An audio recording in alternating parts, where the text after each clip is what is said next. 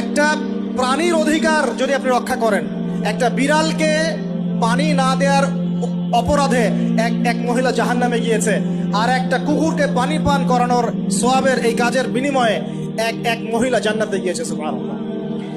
তো পশু পাখির অধিকার যেখানে ইসলাম কথা বলেছে, এখানে পুরো মাখলুকের প্রতি আমাদের রহম দিল থাকতে হবে, আমাদের সবাইকে দয়া ভালোবাসা দেখাতে হবে ইনশাআল্লাহ।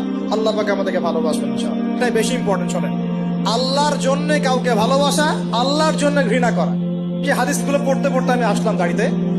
আল্লাহ পাক বলেছেন, শোনেন, আল্লাহ পাক বলেছেন কিয়ামতের মাঠে আল্লাহ পাক বলবেন, নিজেই বলবেন যে আইনা মুতাহাবুনা লিজালালি, আমার ইজ্জতের জন্য যারা পরস্পরকে ভালোবাসতো এরা কোথায়?